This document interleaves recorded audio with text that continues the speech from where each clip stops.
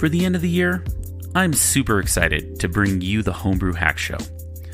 Today, Evan Sherlock and I are going to share all of your cool tips and tricks that you submitted to us on how you make your brew day easier. This is also the last show of 2019, and this is the first year we've done Homebrew Hacks. So, stick around. Join us today on Homebrewing DIY.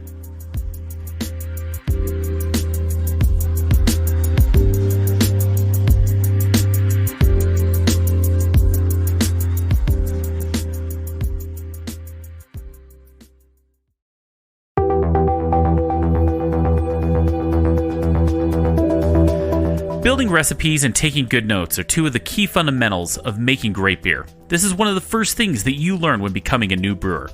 I started taking notes on a sheet from my extract kit and then quickly moved to brewing software. I've tried many different types of brewing software, and then I found Brewfather. This is the one piece of software that you need for recipes and very detailed brew day notes, as well as fermentation notes. Brewfather also integrates with some of the topics that we discuss on this show, like the till hydrometer, the ice spindle, and ferment track. You need no other piece of software than Brewfather. One of the best parts of Brewfather is that you can try it for free. All you need to do is head to our website, homebrewingdiy.beer, and click on the Brewfather banner to sign up for free today. Once again, that's homebrewingdiy.beer and sign up for Brewfather today. Have you ever wanted to make a podcast? Do you have a subject you want to discuss with listeners? Do you even know where to start? Well, if you want to make a podcast and you want to get started now, I could not recommend Anchor enough. Anchor is the easiest way to make a podcast. Anchor gives you everything you need in one place for free, which you can use right from your phone or computer. Creation tools allow you to record and edit your podcast so it sounds great. They'll distribute your podcast for you so it can be heard everywhere: Spotify, Apple Podcasts, Google Podcasts, and many more. And you can easily make money from your podcast with no minimum listenership. Hey, look. I shopped around for a place to post my podcast, and Anchor was the easiest, most streamlined experience you could ask for. So if you're looking for a place for your new podcast, download the Anchor app or go to anchor.fm to get started. Once again, download the Anchor app or go to anchor.fm to get started.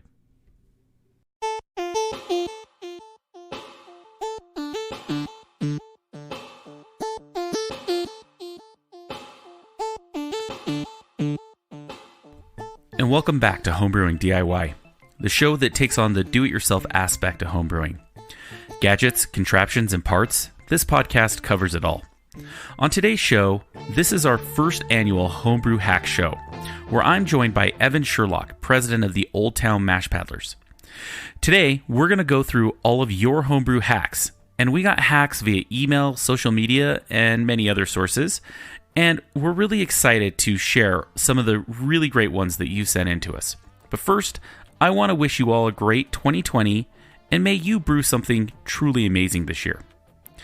Now, I want to thank our supporters on Patreon. Our monthly supporters keep this show coming to you every week. And remember, right now, our first 20 supporters at the $1 level get access to our ad-free RSS feed, early releases of episodes, and a Homebrewing DIY logo sticker.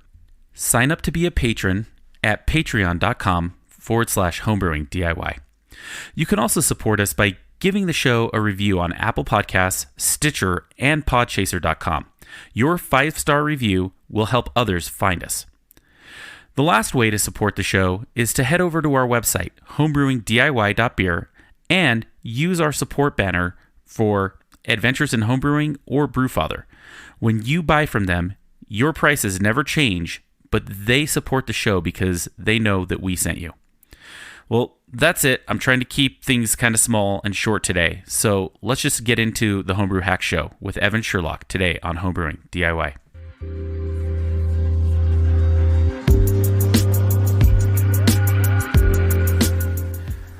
I'd like to welcome Evan Sherlock to the Homebrewing DIY studio. We now have a studio, Evan. Beautiful. I love it here. Awesome. Well, welcome to the studio. This is my first ever actual live show where I've had somebody in the same room as me. It's actual reality. It's reality. You're not on a Skype call with me. This is a cool thing. It is a cool thing. Well, welcome to the studio. Well, I have to say, I'm super excited to do the Homebrew Hacks Show, which is the last show of the year. Awesome. Yeah, I'm glad to be a part of this. Thanks for having me out. Thanks for coming. And so, just if you don't know what this show is, I don't know how you couldn't unless you actually have just started listening to your first episode is this show. We've been talking about it and building up to this for the last month or so. And basically, what this show is you submitted to us your homebrew hacks or different ways to make your brew day easier. And Evan and I are going to go through and read them all.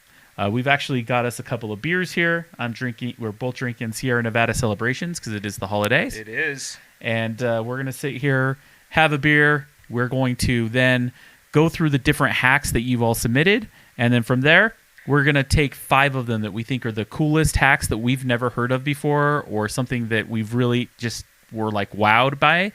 And we're going to send you a homebrewing DIY sticker. So excellent. Awesome. So let's get started on the first one. I guess I'll start.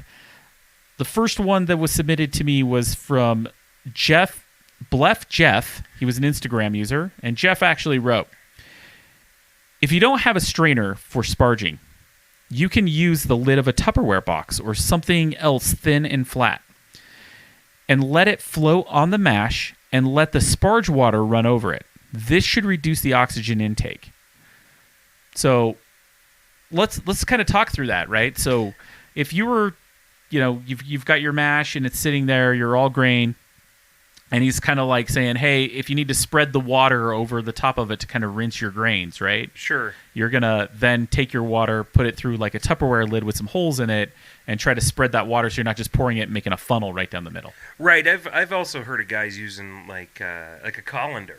Yeah. Similar type process where it's going to leak out everywhere. And I'm sure we've all seen plenty of other brew system designs where they find ways to not channel the water when you're either recirculating or just mashing out, just to avoid making those channels and rinsing all the good sugars out, so you end up with all the goodness exactly in your wort. Yeah, and me personally, I don't rinse my grain. I squeeze my bag, there's a whole debate on that, but sure, to squeeze or not to squeeze. Yeah, and I squeeze the hell out of my bag. So, and I actually have factored the squeezing into my brewing software, so it actually still is dialed in. I know what the amounts are going to be. It's kind of cool. Nice. Yeah. So, let's see. Let's go with the next one for you. I think Sub Mike 77. Yeah, Mike says, homebrew hack. I have 2. During hop harvest, use an immersion blender inside your hop spider during the boil to break apart the hop cones to get the yumminess inside. I noticed a giant difference in aroma and flavor after doing that. And so I'll pause at this one. I think this is genius. This is one of my faves that I ran across. I've never thought of this. I do not use a hop spider, and honestly, I'm not a big fan of using whole hops that often. I find that they cause too many problems for me in my calculations as far as the amount of water that they take out. Yeah. And that's just not something I've set up in my calculations for when I do brews. But yeah, there's a lot of times, and we do have people in the club that grow their own hops. I grow my own hops. I usually only end up with one batch a year. I do of my hops. But this is a cool hack in the idea that your utilization should go way up just by pulverizing those cones. Yeah, and the immersion blender is just kind of a cool you can do it right there in the kettle while you're brewing. And it's just I like this tip. It's a good tip. Yeah, it feels really simple, and it feels like something that I have a little hand blender laying around. I use it to make salad dressing, right? That's actually probably its number one use in my house. But the idea is that it's definitely the kind of hack where it's like, hey, this is laying around the house.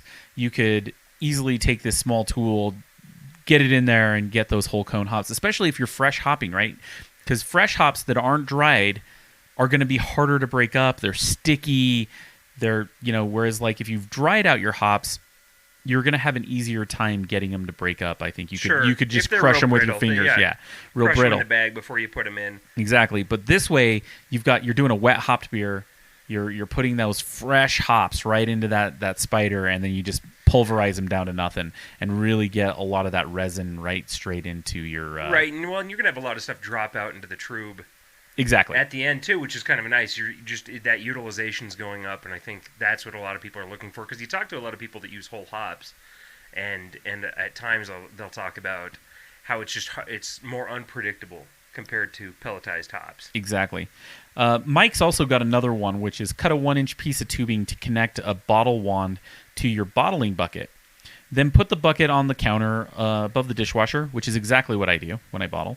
And have the door open so that you don't make messes. It just goes right on the door, and you shut the door, and mess is cleaned up. But what he's talking about here specifically is in doing so, you lift the bottles to the wand to fill. The benefits is you get to sit in a chair, and then you don't knock bottles over while you're doing it.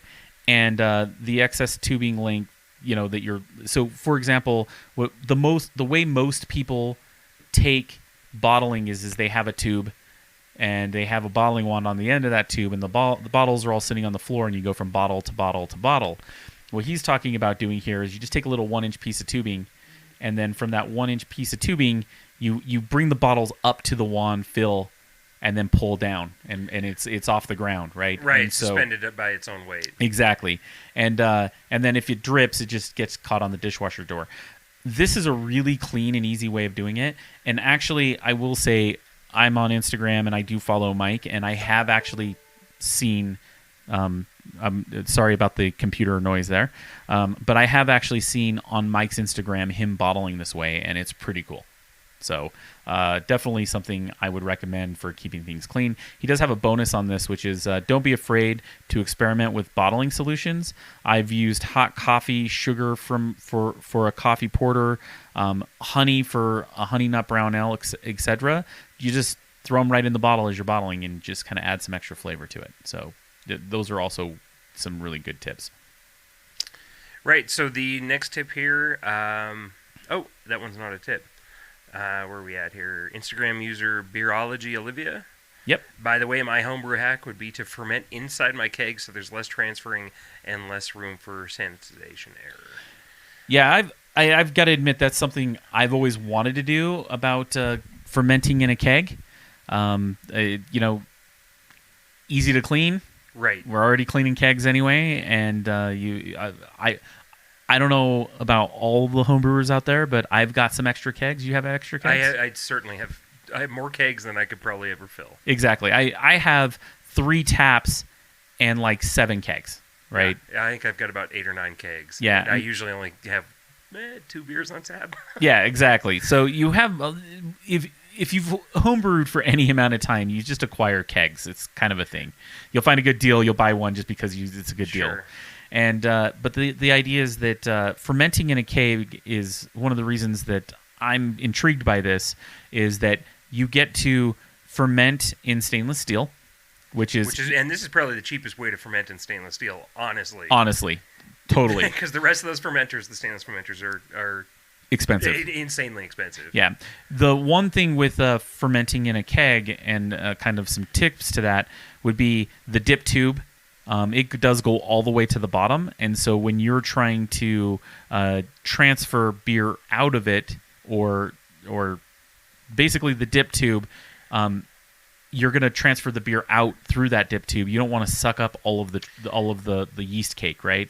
So what I've seen people do is actually take their dip tube and they just take an inch off of it, right? Sure. And so it's not sitting all the way on the bottom. You only use that dip tube for when you're fermenting in your kegs. And so the idea is that then when you're sucking the beer off of it to transfer to another keg so it's not sitting on the yeast, you've given it that room. And if you were using 5-gallon kegs, they're full at 5 gallons. And so you still do have to have a little bit of headroom for that cruising. And so therefore, you're probably looking more like a 4-gallon batch versus a 5-gallon batch. But that's just some adjustment. And to be honest, it's a 1 gallon of beer. It's not a lot to give up. No, and honestly, you could go into 2 vessels just as easy. Totally. You could totally do, if you've got some extra kegs, you could do 2.5 gallons in each one and have plenty of headspace. Sure. Yeah. So we've got Instagram user Agenda Brewing. This guy's super cool. He's like, hey there, love the podcast. My name's Charles Ellis. I call it Alfred. And he's actually sent some pictures, and I'll put some pictures on this. And it's his Brew Day Valet. It's pretty cool. It's basically a cart that he's built with wheels and the tool board you would use in your garage, right? The pegboard. And he's turned it into like a what's the word I would use? Like an A-frame, like you would use for like a sign on the side of a street and you'd have over your shoulders. Sure. It's kind of in that shape, but on this wheeled cart. And on it, he has all of the things he's going to need through his brew day, and he can wheel it around with him throughout that brew day. And everything stays organized and where it needs to go. And he's got all kinds of stuff on here. He's got he's built the top part of it from a dish rack cart. From a restaurant, you roll it around, and then he's got a built-in light and sound system with its own iPad to like control the music. So he's got it to control his jams. And then on top of that, I'm looking at pictures of it, and like I said, head to the website and look at the show notes. There will be pictures of this there. But it's got all the tools that he's going to need for his brew day right at hand. He's not having to search for anything, and it's super organized. I love this Brew Day Valet, and it's a really, really cool hack. I like it. And especially if it works for you and you can stay organized that way, it's a beautiful thing. Hey, organization cuts off time. Yep. And so it's kind of like if you're spending 10 or 15 minutes looking for a part in a tub full of stuff that's not organized, or it's just right there on your Brew Day Valet, you're ready to roll. Right, I have my Folgers can with my thermometers and my refractometer. Everything's in there that I need the critical things. Exactly. You got to have those. And as long as it's organized, it cuts down. For me, it cuts down on time, which is obviously I love. My brew day is still hours long, but if I can shave off 10 or 15 minutes, it's just more time I get back. That's right. Brent Hull from Facebook uses a portable instant hot water heater. It's not brewing, but it makes the brewing part easier. Is the cleaning? It's hooked up to an outdoor sink and hose with a spray nozzle. And anybody that's brewed for any length of time knows that the cleaning is pretty much all you're doing, and then in between the cleaning, you're brewing. Yeah, I think that actually whenever I have a friend who says, I want to get into homebrewing, I'm like, how much do you like to do dishes? That's the first question you ask. Because cleaning's so important.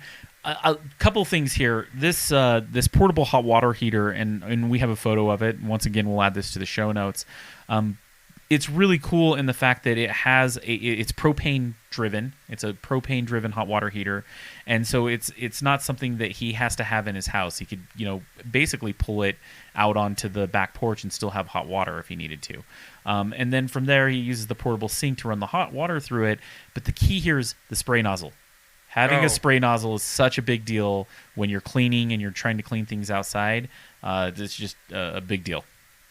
Yeah, I like that he's even got it on a dolly there, and it looks just like one of those on-demand hot water heaters you could probably get, at a big box store. Exactly. But real smart. I mean, there's nothing wrong with having extra hot water around. Exactly. For your brew day. I have Eric Z. Riker from Facebook as well. He's when the ground water temperature is high in the summer, I use my super chiller. I fill both with ice, which he gets free from church, and super cold water, and push through my immersion chiller, and it makes quick chilling to pitch temps. And basically, what this is it's a bucket filled with ice and a pump, and he's circulating the water through his immersion chiller back into that bucket and back onto the ice. This is something that you see a lot of problems with in places in the South, California, Texas, Australia, where you have no water. Yeah, true. If you're trying to save on water, right? Specifically, this was a big deal in California a couple years ago when they were having those huge droughts. People not wanting to waste the water, but it's not just the wasting of water. If your groundwater temperature is above 70, you're never going to get below 70 to pitch your beer, right? And so, adding ice to a bucket of water can do that. I have also some add-on tricks to that. One trick is if your water, to save on ice, if your groundwater is, let's say, 75 degrees and you want to pitch it 68 degrees, Use the groundwater to get you down to about 100. That last 100's the longest it's going to take from it's actually from about 110 down to that pitching temperature or your groundwater temperature. And once it starts to slow down, then add the ice. You don't want to add ice to boiling hot water. You're just going to blow through ice a lot faster. Interesting. And so, add the ice later as you get a cooler temperature, and it's going to let your ice last a little bit longer. So that would be a kind of a trick on the same thing. Nice. All right, let's see. We got Mark Papai, an insulated addition to a mini fridge or a fermentation chamber. I use a urine catheter to push beer from a plastic fermenter into the keg with CO2. Used it to fill from fermentation. Now I just use my tank. Yeah, so I'm not sure I totally even understand what I totally get what he's doing. This is a cold site oxidation thing. So this is actually two people. This is Mark Papai. And basically what Mark is doing is he took an addition to his mini fridge, which is similar to my fermentation chamber, and added an additional box to the front of it, ripped the door off, right. And then from there made it so he could take a mini fridge and turn it in to hold an entire fermenter. Then we have this one with the urine catheter, and what it does is a urine catheter is basically a bag, right? Because sure. your urine is going to a bag. I know this is a very weird thing to be used. So a couple things that are cool with it is it's going to be sterile out of the bag because you have to buy them. It's medical equipment. It's going to come sterile. You're going to open it up, and what he's doing is actually adding it to his fermentation and filling the bag full of CO2. And then when he goes to cold crash it and you get the suck back, it's sucking the CO2 back in from the bag. Produced. Yeah. So it's a sterile environment. It's a sterile environment. I've actually heard of this hack a few times. I know that I've actually heard another podcast where they've talked about it. And so I'm actually familiar with this hack. It is actually a very good hack for reducing cold site oxidation and still being able to cold crash. A lot of people that don't want to do cold site oxidation and want to limit it actually have stopped cold crashing so that you don't get sucked back through your airlock or fill up your half of your fermenter with star sand, because as the right. differential sucks in air, and you don't know how much air it sucks in. Sure. So that's kind of where that comes from. Joe Null, keep a spray bottle of water for the hot break. No stirring, no turning down the heat. Just spray the break with the water and the foam drops. Also works with rinsed in the inside of the kettles so that the foam hits and usually dries and burns on. Also, if you, like me, just throw your hops straight in there, I don't use a hop spider or anything. I just throw them right in my boiling wort. That spray bottle would also take, you'd be able to kind of wash the hops off the side as the yeah, hop they always break. end up getting stuck around there. Yeah, they get stuck around the side. So kind of cool. I read this hack and actually did it on my last brew day. Worked like a charm. I've used it for years. And until recently when I started using the anti-foaming agents, which I'm a huge fan of, just because I can boil so much harder. Yeah. So are you using the 5-star one is the one I'm using. I can't remember the name of the product. Yeah, I've used that one too. A couple of drops and you don't get boil overs ever. You could get right to the rim and it won't boil. Right. My driveway and patio thank me for this. They do. My driveway's got a lot of sticky on it. You want to do Michael Parsons? Yeah. Michael Parsons, he says, insulated chamber with heat and cool controller. Had to use 2 mini fridges. I called Frank and Frig or fridge. Holy smokes! That's a cool picture. Yeah, it is a Franken fridge.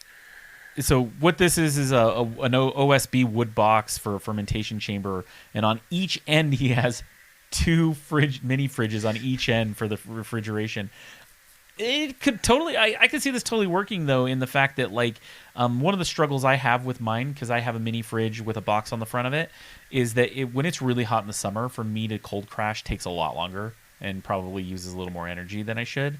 It's not super efficient at getting down to that 35 degrees that I want to get down to for a cold crash. And so, having that second fridge is going to help you get that down fast if you want to do it quickly. Yeah, I'm curious if he's got fans running inside of that, or kind of how the real, what it looks like on the inside. Yeah, I like the idea though. I think he would totally have fans in He'd there. need something to circulate. Yeah, it. circulate the air. The other thing is that he has to have a temp control for both fridges, right? Oh, interesting. Well, Yeah, something's got to turn them both on, right? you could probably use one controller for two fridges. You would just have to have a controller that had two plugs that ran into the same. Just run it to a power strip. Oh yeah, there we Right? go. Oh, Never even thought of that. I think you just already figured that out. It turns on the whole power strip. I like this. See, I'm obviously sometimes not that smart.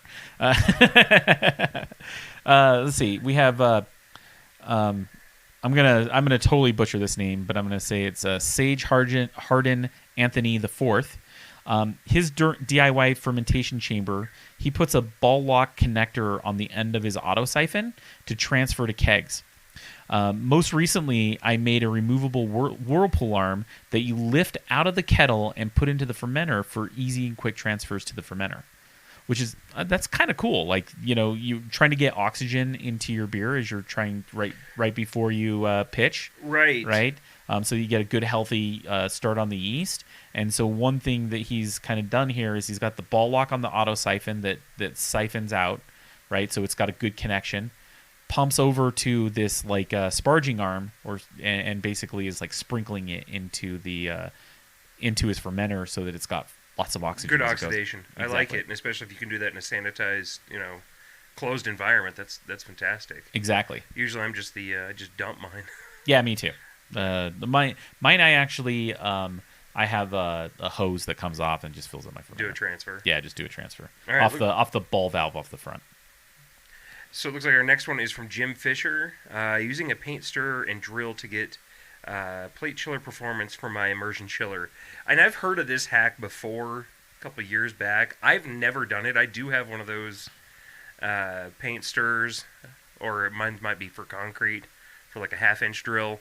Of course, mine still has concrete on it, so I don't think I'm going to be trying this out anytime soon. But I like the idea just because that is, I always feel like that's the one pain of chilling with an immersion chiller is sitting there and stirring or, bobbing it up and down the whole time. Whereas if you could just get your drill out and just run that thing, you're going to probably get a heck of a lot more efficiency Absolutely out of a drill than your arm. Well, that, and also you're getting more contact with that cool area of the fermentation of the immersion chiller, and you're doing it constantly. Right. At a rate your arm's never going to work at. Exactly. To be honest, I have the Hydra immersion chiller. It cools really fast, but you still have to stir the whole time. Mm-hmm. If you're not stirring, you get hot spots no matter what you're doing, and no matter how efficient your immersion chiller is.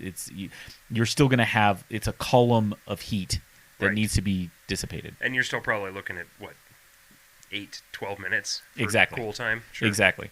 Denny Kahn from Experimental Brewing, he actually jumped into our conversation we were having on Facebook. Thanks, Denny. He has actually two really great hacks. One that I actually do, which is always brew sober. I think this is one of those hacks that are out there that when we first start brewing and when I first started brewing, it was a great time to have a few beers and I would, get drunk and I would always screw up my batch. I can't tell you how many batches early on I screwed up because I was not paying attention because I had already opened beers. Now, my rule of thumb now is if I'm boiling, then I can crack a beer. Exactly. And even then, I usually only have a 1 to 2 beer max with any batch that I make. I just, there's something to be said about enjoying a beer, but the idea is you still want to be sober when you're actually going through your process. The other piece is safety. You're dealing with boiling hot liquid. You've got propane, fire. There's all kinds of stuff that could go wrong. And if you're drunk, I mean, come on, guys. It's just that. It's at least my thought process. The other thing he said that I loved is try things for yourself before you believe them. I have a podcast. There's lots of podcasts out there. There's tons of blogs out there. There's tons of information on forums.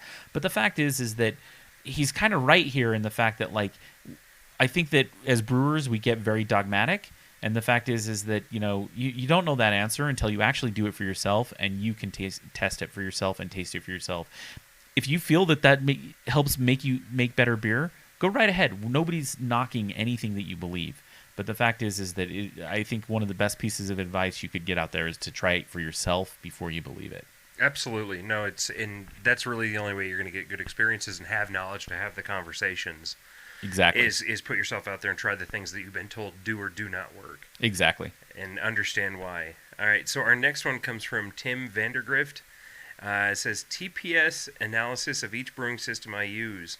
Once you do a time motion study on your workflow, you can eliminate each bottleneck in turn and eliminate waste. That's how I can homebrew 6 batches in 1 8-hour day, from crush to pitching and all cleanup, which I would say that is insanely impressive.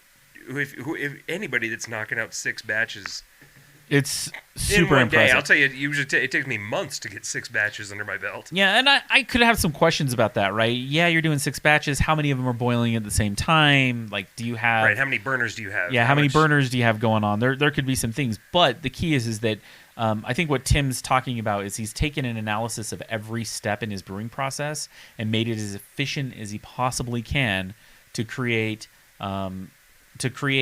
efficiencies that make it so that you could actually brew multiple batches in that amount of time.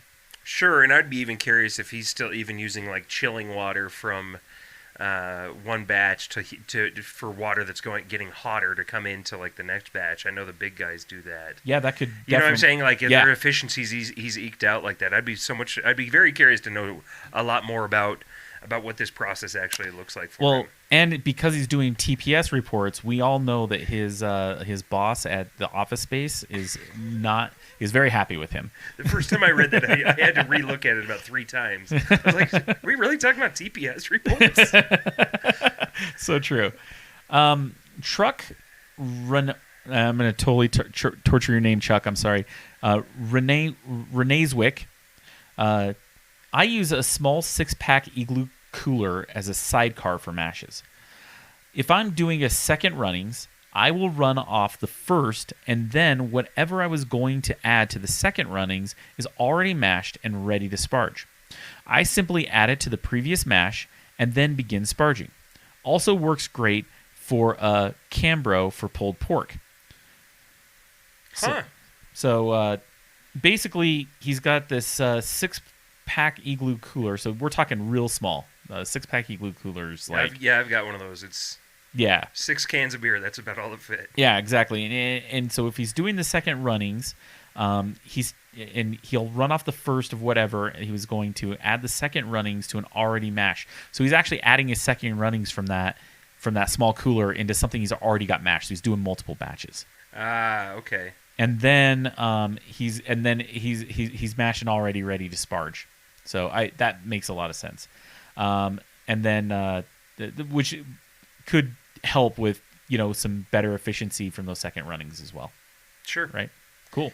I think we skipped one there. It was Stan Wyatt. Nope. Use sanitized marbles to sink dry hops and adjuncts in bags, which I actually have to say, based on a conversation from last night, a guy in our club told us that he used lead weights, to sink his dry hops. And he had them in there for a couple days, and it wasn't until somebody said, well, how'd you sink your hops? Hey, how'd you get the fresh hops sunk? And he goes, well, I just use fishing weights. And of course he says, those are made of lead? It was too good not to share. Yeah. Well, and I like the marble idea. Yeah, marbles or glass, I think they're going to be okay. But yeah, it's kind of one of those things where it's like beer is food. And we have to think of things in a sanitary environment of like manner. food. Yeah, totally. So yes, let's not use lead weights to weigh anything down, but glass totally fine, right? That's food safe. That's right. Exactly. We've got Blake Wood. Drop a chunk of dry ice in the fermenter to purge and the headspace of oxygen.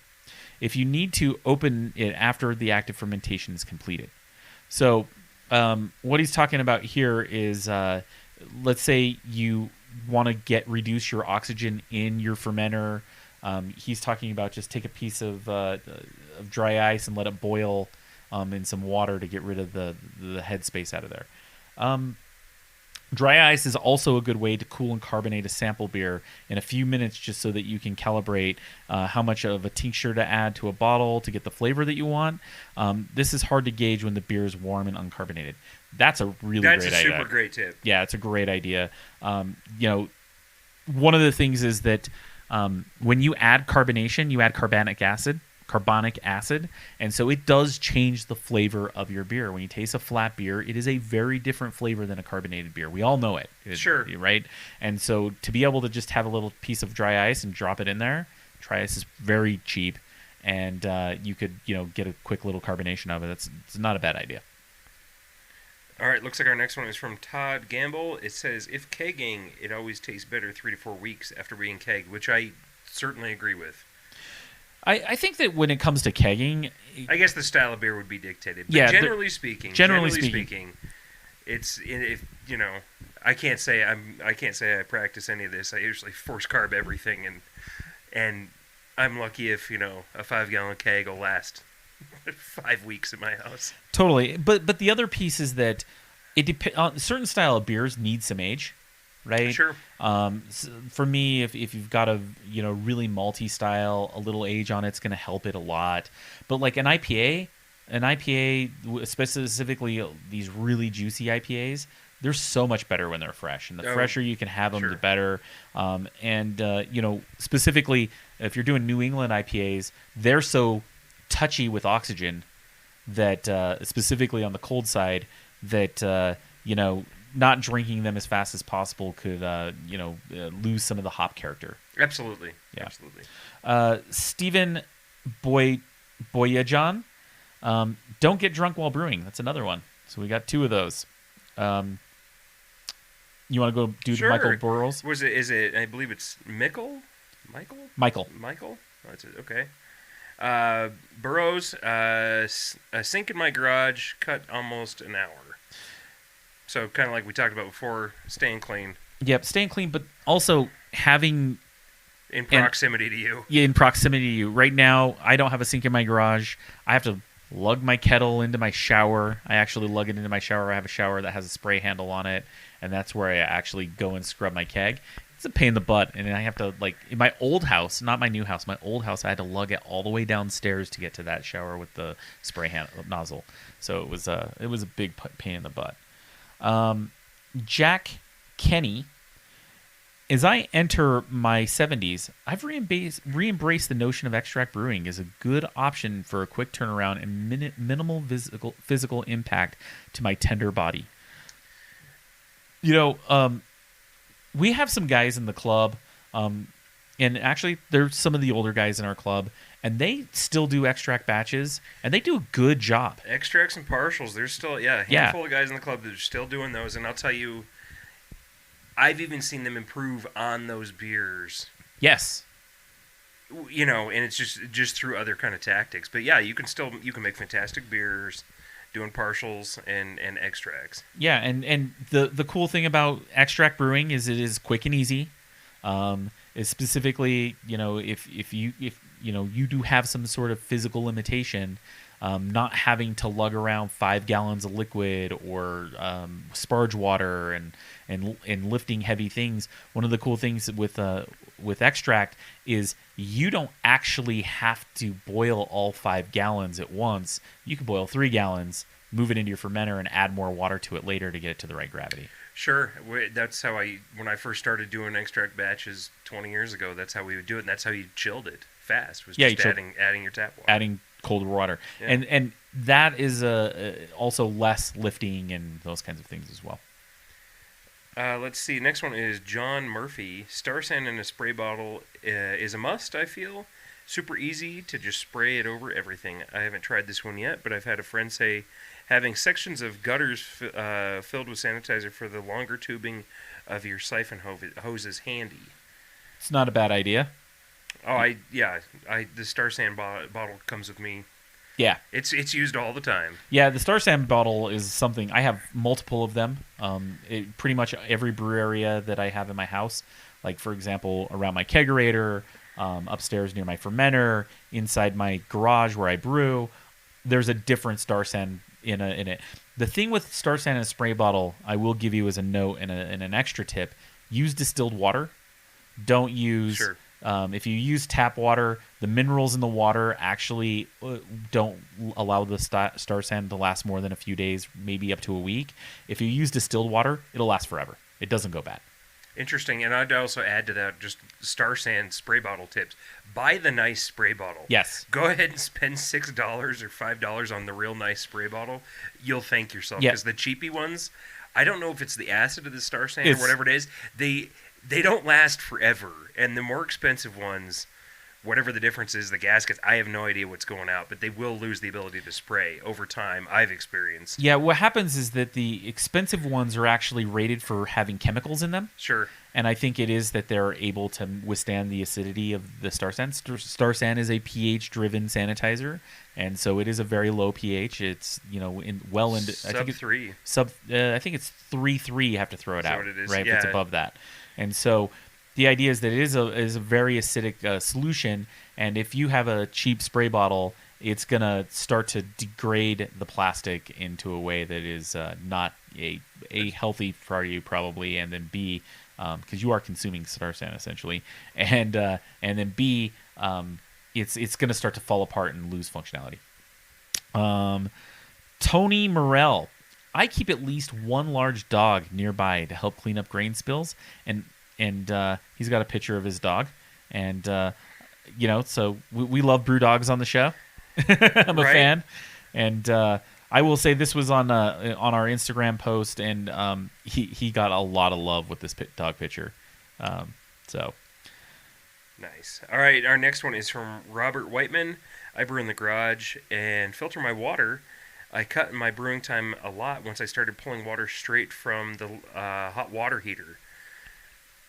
Interesting tip. I don't know if I would do this. That anode rod inside your hot water heater does get a little gross. And if you actually get into those purists, like coffee purists or cooking purists, you'll always tell them that they should tell you to use cold water. Yeah. Because it's not going through your hot water heater. That's why they always say that. Yeah, I've actually heard the same thing.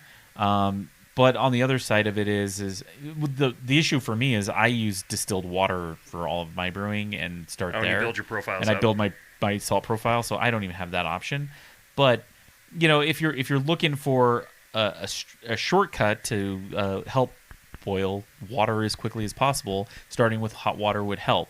That being said, I have also heard that you have mineral buildups in those. You don't know what the mineral profile is once it's been heated within that hot water heater, and so it could throw hard water into something that you aren't normally getting hard water from if you use cold. Sure, but if it works for you, it works for you. It works for you. Totally. It's home brewing, and you're allowed to do whatever you want. Exactly, and if you make good beer, it don't matter. In the end, that doesn't matter.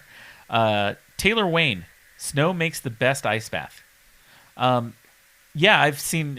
I think every winter so on the internet, you see people throwing their kettles right into the snow to kind of cool them down. I've heard a couple of things where that snow is also a good insulator, and so sometimes it can actually slow down your cooling. If the snow is too light and fluffy and deep, it actually can be counterintuitive.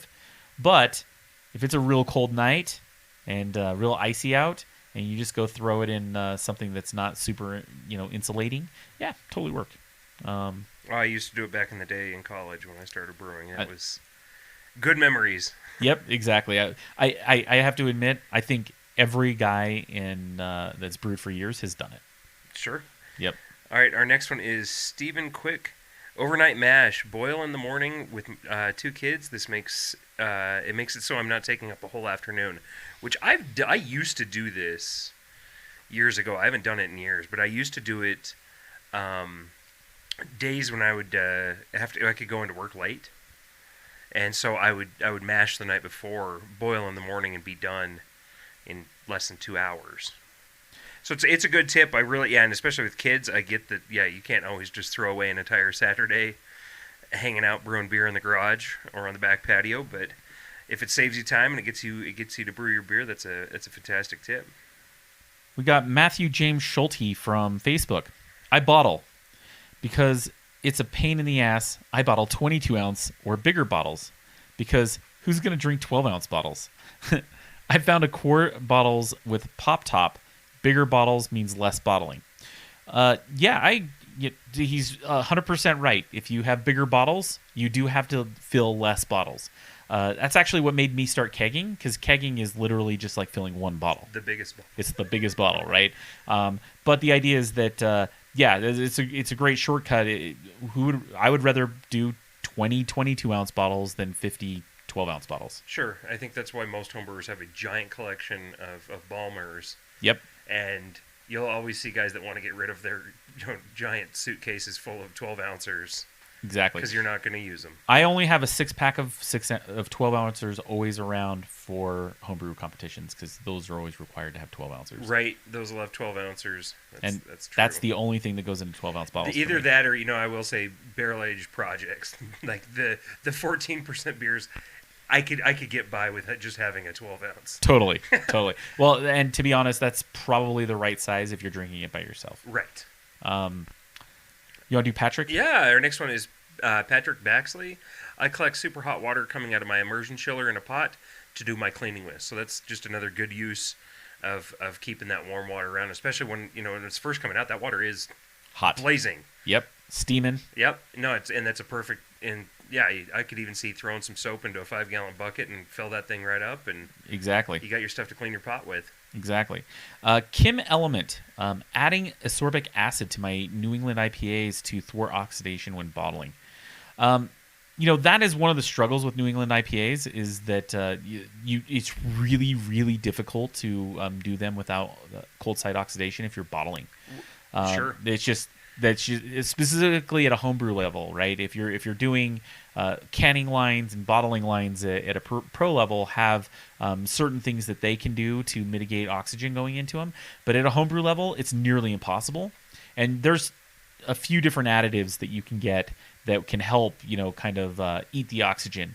Another way is obviously if you're bottling, and if you listen to our most recent show where we were talking about low oxygen brewing, yeast is actually a scavenger of oxygen. And so if you're bottle conditioning your beers and there is some oxygen going in, the good news is that the yeast is using that oxygen to carbonate your beer. Right. So but with New England IPA specifically, this is something people struggle with. Interesting. All right, our next one is Alan Harrison. We do 25-gallon batches and use one of these with an immersion chiller to chill twice as fast. Sandy real well before and after you use, and you'll never have a problem. And what he's sent us a picture of is actually the ice ones you see at like a restaurant supply store. We used to use these. I ran restaurants for a long time. We used to use these. They're immersion chillers that are basically filled with water. You throw them in the freezer. Oh, they look like an airlock to me. These are large. These are like. I get it now. Yeah, they're big. Like they're probably 2 or 3 feet long. They're like ice ores. Yes, exactly. And basically you throw them in the freezer. They come out. They're frozen.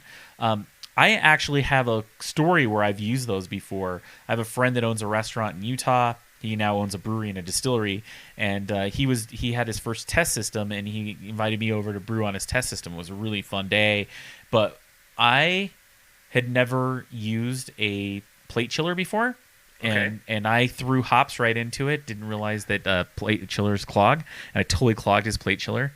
Yeah, it was a good friend. I actually did help him clean it out, but. He was like, well, we got to chill this beer, and he had these ores, so I just threw them right into my bucket of Star Sand and got them really sanitized, and then used them to chill my wort right in my fermenter, and actually no issues with contamination, and it was actually one of the best saisons I'd ever made. So kind of cool. That does work. Shannon Williams, cling wrap over a fermenter lid is a lot easier than sterilized airlock. And she has a picture of her fermenter where she basically has clean rack with like a rubber band around the top of it. There's a lot of people that do open fermentations, and to be honest, the cling wrap over the top of this is you're still, I think you'll still have some oxygen get in through it, but on the other side of it, it is going to allow the oxygen to come out. You're not going to get that buildup. Well, right? you're going to have it's a positive pressure environment. Exactly. And it's only going to be pushing things out. Exactly. Until all that drops. Until all of that drops. But on the other hand of it is that you're open fermentations, I think, aren't necessarily a bad thing. There's a lot of people that do them. There's certain beer styles I think actually do a lot better with open fermentations as well. Sure. All right, our next one is Steve Zlatslev. I'm not sure if I'm probably butchering that. Bag of CO2 during cold crash, New England IPA. Ask for more details if you don't get it. And the conversation kind of went on, talking about dry ice. And he says no. It says a CO2 bag filled to the limit and air sucking in from the airlock by the vacuum created during cooling from 20 degrees Celsius to about 1 degree Celsius. So what he's talking about is very similar to the catheter. Okay, yeah, it's just a way to keep that all that the gas that's been pushed out exactly in a safe place for it to be there when it draws it back. Exactly. So what he's doing is filling up like a bag or a balloon, right? Oh, okay, and here we go. We got the picture at the bottom. Yeah, and he's using a Mylar balloon. I like the smiley face Mylar balloon. Yeah. In the fermentation fridge. Exactly. And so what he's doing with that is filling that up with the CO2, and then when he cold crashes, it sucks the CO2 back through the balloon. Al Grave, dairy pipe line cleaner from a farm supply store. It's the same as other acid cleaner and only $9 a gallon. And yes, I said that, a gallon. Right. Dairy milk house products and equipment are way cheaper and better quality. He also gave me a link to this, and I did click on the link to where his dairy supply, and he was right. It's $9 a gallon, and it's an acid cleaner. The cool thing about acid cleaners is these are great things to help with like beer stone in your kettle, those kinds of things. Sure. No, I was blown away. I actually started researching this when I was looking at these links. This is one of the ones that really popped out to me because I know, not that Star San, not that I go through tons of it. It's just more that I always am using Star San, and it's for a cleaner. It's more expensive than a normal household cleaner. Yes. But no, my interest was perked with that tip. Yep. You want to do Let's Josh? see, yeah, Joshua Scortino turned a sump pump into a wort chiller. So I'm assuming that he's recirculating. Yep. Just probably through an immersion chiller. It would be my guess is what that is. But yeah, it's a fantastic idea, especially if you have those problems we talked about earlier with warm groundwater. That's a great tip just to get your wort down to the correct temperature. From Facebook, we have Warren Beerton. Built a 50-liter 3-stage brewery for under $100. And then it actually started a whole conversation. And people were like, "Picks, it didn't happen." But basically what he did say was everything was recycled. Made a copper heat exchanger for $3. The frame for the brew was made from an old bed frame. And 50-liter kegs he bought. He bought like off of Craigslist. Burners and Bunnings were $15 each. He got taps for $10, and then redesigned it himself. No pumps, no water. Moved buckets and screens, and made recycled stainless steel mesh. So he was just kind of pulling pieces together as he saw them and kind of building a brewery. People do this all the time. For example, I was lucky. The kettle I use, I paid $25 for. I found it on Craigslist. Sure. There are good deals out there. You just gotta, be motivated and keep an eye out for them. Right. Just be watching for a long time. Exactly. That's usually what that means. All right. Our next one is Ben Dempsey. This ghetto closed transfer fermenter to a purged keg, and so what he's got is it looks like it's fermenter, and he's got just a closed system going to the ball lock attachments there. And he just fills his keg straight off the fermenter there. Yeah, and the displaced gas is actually what's pushing it back into the other one, right? Oh, I see. Oh, that's cool. Yeah, so what he does is he goes straight from the spigot, like if you had the plastic spigot on the bottom of your fermenter. Right. He has a tube going there into the liquid post. On the gas post, it actually then goes to the top, which he has a ball lock on top of where his airlock would be. And then that's actually taking the pressure out of the keg and putting it back into the fermenter and then pushing it back down into the keg. Kind of cool. Ben Dempsey also said overbuilding yeast starters to keep some for next time. Up to generation 6 and 10 brews off of 1 pack of yeast so far. I've done that through different times in my brewing life. I've totally done the like yeast starter thing. For me now, time is kind of an issue, and so I have to say my favorite yeast is US-05 because it's convenient and It's cheap and dry. cheap and dry. And if I have a spontaneous brew day, I have yeast. Sure, I always keep dry yeast on hand. I do like this. I've got 2 stir plates at home. This is something after my own heart, just because I am so incredibly cheap. But it's also one of those things when I get into a yeast, I want to do just more than one beer with it. I want to do a few different styles to really find out which one is it working best with, and that'll give you that option. All right, our next guy is Arthur. He says no boil, no chill, and Quebec yeast. That seems to be all the rage these days when people are talking about. I haven't got on that train yet. Yeah, the Quebec is the thing about Quebec is you can turn a beer around in 4 days. And that's nuts. It's pretty nuts, and you could do like a 1060 beer in 4 days. So the idea is that it just is a monster when it comes to the speed and the rate at which it actually attenuates. I've actually never done a no boil or no chill beer. Love to hear anybody else's experience with that. I've done no chill before. Yeah, and I just throw it in the fermentation fridge and wait to pitch the next day, and that was just to see if it made a difference. And honestly, I didn't even notice that big of a difference. Awesome. Ronnie Ramsey, an extract brewer, I found that replacing a portion of the extract, usually a pound or less, with honey will drop the final gravity down to the all-grain final gravity levels. Also, adding only 1/3 to 1/2 of the extract at the beginning of the boil will lighten up the color of your brew. I think these are really great tips. That's good tips for beginners because I can recall doing extract batches and being like, why is every batch brown? Yeah, totally. Like, how do you make those light-colored beers? Exactly, and it's kind of makes sense, right? You're not just sitting there boiling it, caramelizing, right? it, crushing those sugars. Yeah, and then on the other side of it, the adding honey. So if you add dextrose or honey, it is like pure sugar, and it's always all the way ferment, right? And so what he's kind of doing is, and I've totally experienced this, where when I was doing all extract batches, I would always say my target gravity would be like a 10-10, and I would always get to like 10-12 or 10-14. And it would always kind of stall out there. Sure. They just the extract isn't as fermentable as like the converted grain sugar. Obviously, it's still sugars, but it's just not as fermentable. And so the cool thing is he's kind of saying, hey, let's just dry it out a little bit more, and he's not adding a lot more honey. He's just adding enough to kind of get it down those couple extra points. So really, I think those are great tips for beginners. It looks like our next one is John Smythe, a small pond pump and PVC pipe for keg and carboy washing, which I've seen tons of those DIYs. Have one in my garage. Yeah, and seen plenty of those. Yeah, works great. It really does.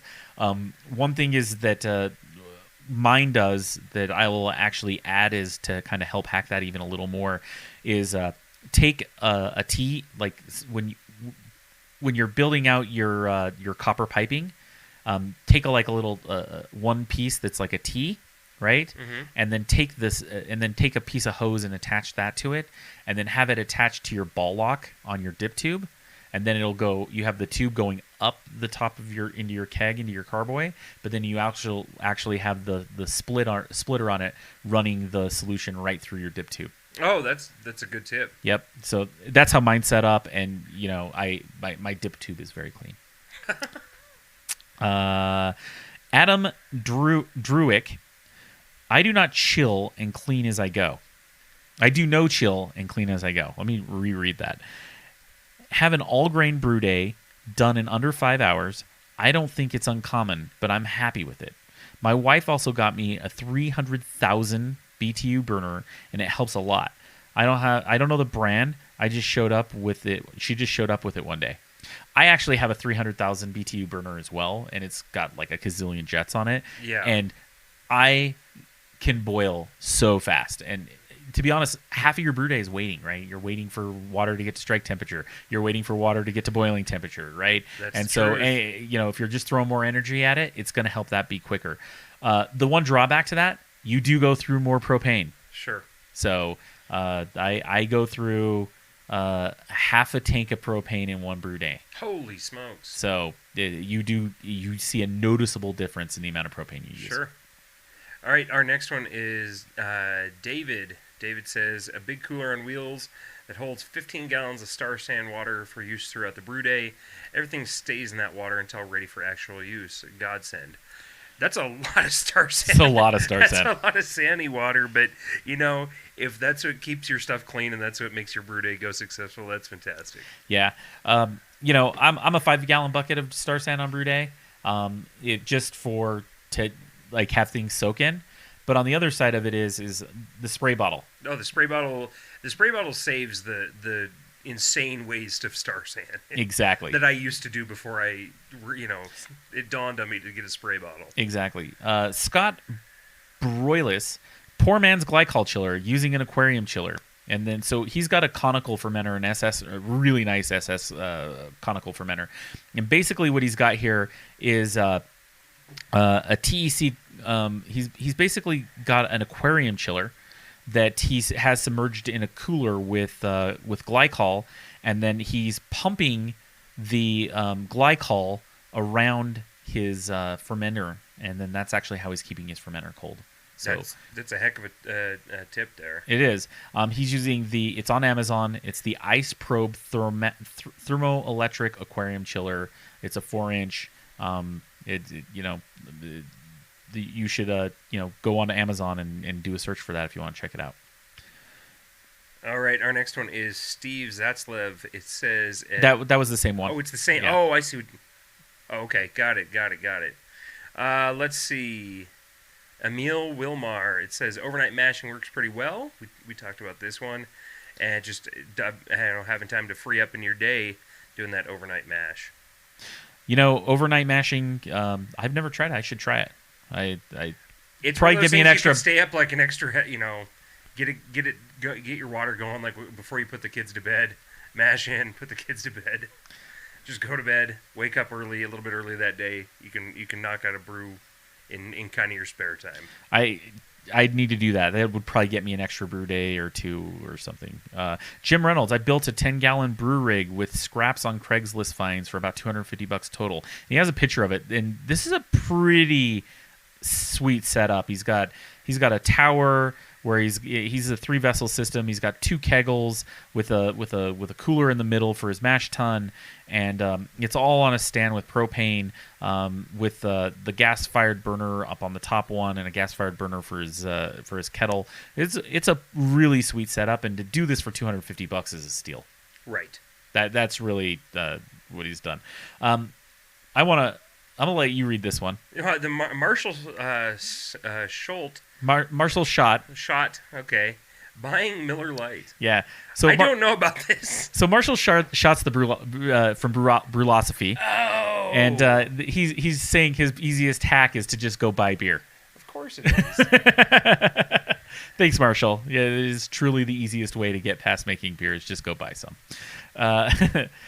Christopher Lutman, a homemade fermenter chiller using a small refrigerator, temperature controller, pump, and copper tube. And so what he's basically doing is he's pumping refrigerated water into his conical. Oh, I see what he's got going now. And so it's kind of wrapped, and then that way he can keep his temperature control, but he doesn't have to keep it in a fridge. Right. He's keeping the water chilled in the fridge, and then he's pumping that chilled water around his conical fermenter. So, very, very, same idea could be done with glycol, right? Because glycol, unlike water, will hold the temperature longer and better, and it doesn't freeze. You can get down to sub-freezing temperatures, and it won't freeze. Sure, it's a fairly viscous. Exactly, it's very thick. Yeah, it's super thick. Looks like our next one is Randy Knapp. It says gas ball lock post on my SS Brewtech. Brewtech did for closed CO2 transfers and a blow-off tube.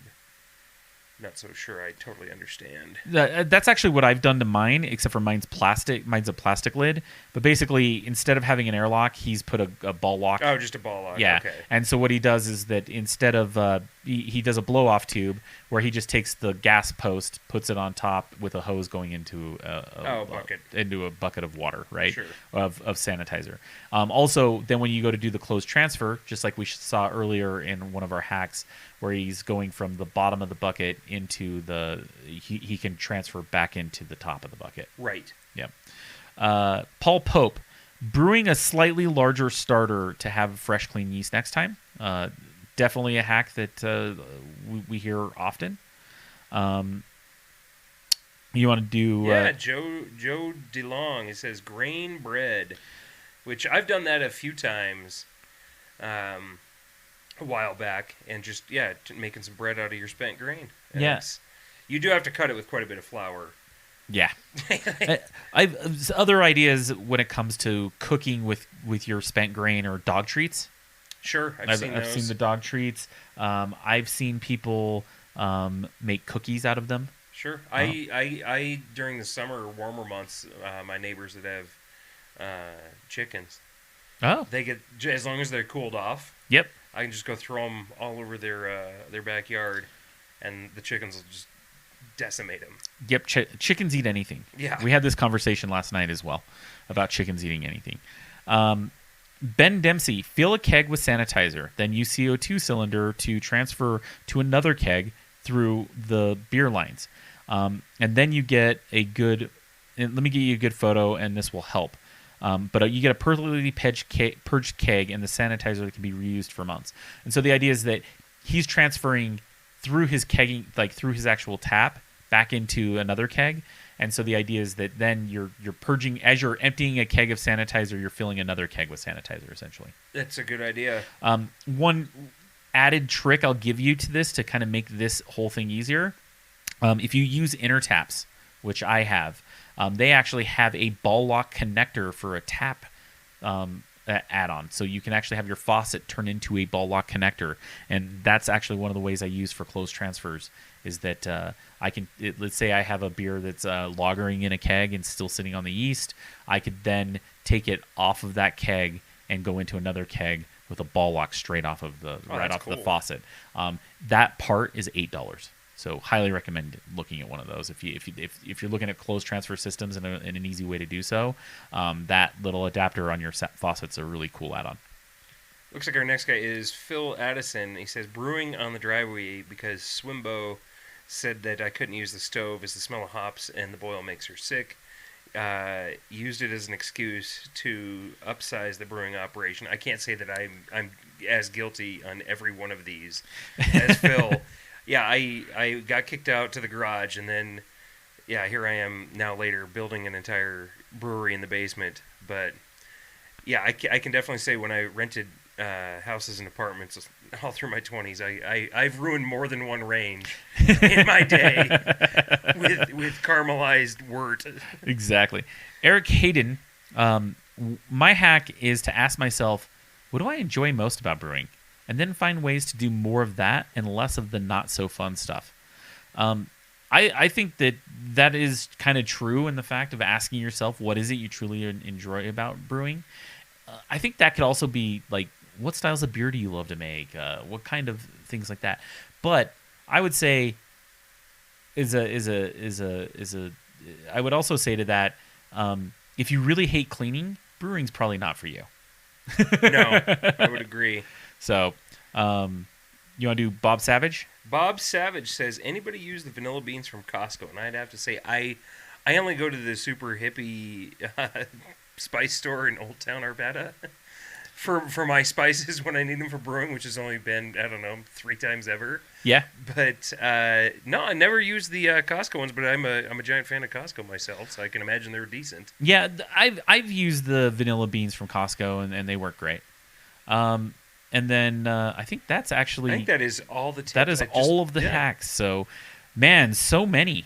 We got a ton. That was a lot. That's a lot. First of all, I want to thank everybody who emailed their submissions.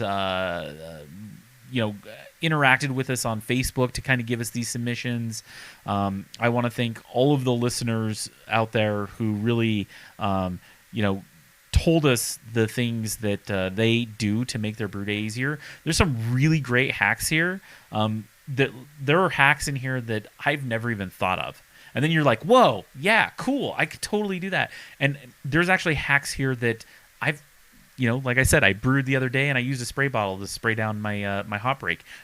I know that seems like a simple hack to you, Evan, but for some reason it hadn't occurred to me. Right? No, it's just being exposed to those things, and I think that's my favorite. One of my favorite things about homebrewing itself is there's 1,000,001 ways to still make beer. Yeah. And then there's 1,000,001 ways to improve at making your beer, and it's the endeavor. Exactly.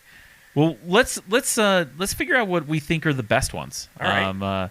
Why don't you give one that you thought was your favorite? Okay. I'm actually one of the ones I'm gonna say is my favorite is the that immersion blender in the hop spider. I've got to do this now because we have an immersion blender in my house and I'm not sure it's been used in years. Yeah. And this could be the new use for it. I think that's a great one. I also agree with you. That one was one that, like, the first time I read it, it kind of blew my mind, and I was like, whoa, this is a really, really cool one. And something I've never thought about, but when I get my whole cone hops, or I get some from you, or I get some from across the street, because we're all growing hops, and when I get those whole cones in next fall, we're totally doing this. Yes, totally I agree. doing this. Or next time we have a brew day out at Voss Farms for the club. Awesome. And we're doing it. And if I had a really cool soundboard or anything like that for this show, we would go ding, ding, ding. You get a sticker. So we'll say our buddy here, he's going to get one. SubMikey77 is his Instagram name. So, Mike, you are getting a sticker. What's another one you liked? I also really am a big fan of the paint stirrer from Jim Fisher, using that to get plate chiller performance from his immersion chiller, just using his drill and the paint stirrer you pick up from the hardware store. I think that was one I liked a lot as well. Just, getting, not just stirring it, but really vigorously stirring it. Sure. Right? It's something I'm going to look into getting because I know you can get those paint stirrers awesome for pretty cheap. Yep. So we're going to say Jim Fisher. Ding, ding, ding. Ding, ding, ding. You are a winner. You're winning a sticker. One of my favorites was the dairy pipe cleaner, right? Like looking at those acid cleaners for dairy and seeing if they could be used for homebrew. I'm not going to say that, I know anything about those chemicals, and I'm not going to say I know that, hey, they're food safe or anything like that. But is this something I'm going to research and try to figure out? Yes. Absolutely. I'm going to look into it and see if there's something, if this can be used. But the thing is, dairy pipe acid cleaner obviously is food safe because they use it in milk production. Sure. So that is one thing I will say. But obviously, as with anything with chemicals, make sure that you do your homework before you go using chemicals you don't know. Right. Know how they work. Know how they work. Need to rinse them. Yep. Know exactly what they do. Read the materials safety data sheets. The MSDS, baby. So I really like that one. Did you put that one in your top 5? Oh, it's in my top 5. Awesome. So Al Grave, ding, ding, ding. You are getting a homebrewing DIY sticker. 2 more. I really like Ben Dempsey's just tip on overbuilding yeast starters, and just to get more generations of yeast use out of just out of that pack you buy. Because you buy those, the smack packs or the vials or whatever the White Labs ones are called. I can't remember the fresh packs. Yeah. But yeah, you spend $8 on a pack of yeast. But we all have grain. We all have probably malt extract sitting around. You can grow that up and you can make a lot more yeast. Exactly. I kind of agree with that one. I think that specifically, just adding it from the starter and not trying, people harvest yeast from their batches, from the yeast cakes as well. That's another great way to reuse yeast. But I think that building it from the starter is better in my mind because the yeast is cleaner. Sure, it's right? isolated. It hasn't been exposed. It hasn't been abused. And Yes. grown up in a new culture and Exactly. and gone through the abuse of brewing a batch. It's still fresh. And especially if you're staying within those good tolerances of how to grow up yeast correctly and using the correct gravities. Unstressed yeast is always going to taste better. So Ben Dempsey, ding ding ding, you are going to win A sticker. a sticker. I would say my favorite for the last one is Ronnie Ramsey is the extract brewer, and him finding that he replaced the extract with a little bit of honey, and then also taking a little bit out at the beginning of the boil to lighten up the color. I think this is a really great tip for beginners. When you're really, let's say I'm in a situation where I'm in an apartment and I want to brew beer and I don't have the resources to get set up into doing an all grain batch, right? And so maybe I'm stuck doing. I don't have a good brew store near me, and Sure. and so I can only get the extract. There could be many reasons, or just the convenience of extract brewing in general, right? But the idea is that if you're looking for some ways to kind of up your extract game, I think this is a really great tip, and something that I think that he deserves a sticker over. If I was doing extract brewing, I would definitely try this. Yeah, me too. I don't think I've done a batch of that in a while, but It's a good tip. I will say I did an extract batch this year. You did, and I cracked up when you did it. Because you were like, I was done. How fast were you doing I it? actually did a extract batch in 15 minutes. I did a 15-minute boil. It was called Coulter's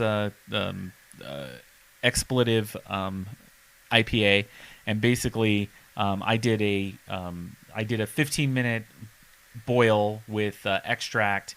And it was just a 3-gallon batch to see if it worked.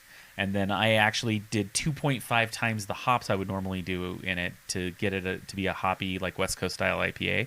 And I brought it to Homebrew Club, and it was actually not a bad beer. It was not a bad beer. I laughed the whole time because I was like, you can't make a beer in 15 minutes. And we did it, and it tasted just fine. It did. It super hoppy. Yeah, it was hoppy, and it tasted like a West Coast IPA. Yep. So, hey, Evan, thank you so much for joining me today in the studio. Absolutely. So this is the last episode of 2019. Yeah. So you got a whole new year coming. I do. Of homebrewing DIY in 2020. It's like the future. It is like the future, and this is the last episode of 2019, and I think 2020 we're going to do some really great stuff when it comes to brewing beer. I'm going to definitely do some things I've never done before because I think that that's part of the change of brewing and your brewing life cycle. You have anything in 2020 you've got planned? I need to finish an electric brewery, but I'm just a distracted guy. Hopefully it happens in the next few months. So I will say that my goal for 2020 is also to go electric. I think one of my goals is to actually get a craft beer pie set up.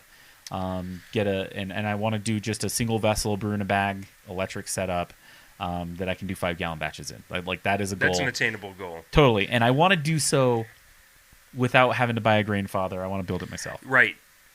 Not that but if anybody wants to send me their grain father, I will I'll totally gladly take it.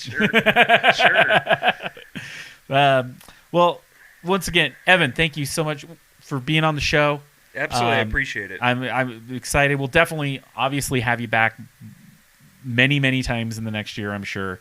But thank you so much for being on the show today and going through all these hacks with me. And have a great 2020, man. Likewise. Thanks for having me. And yeah, it's been fun.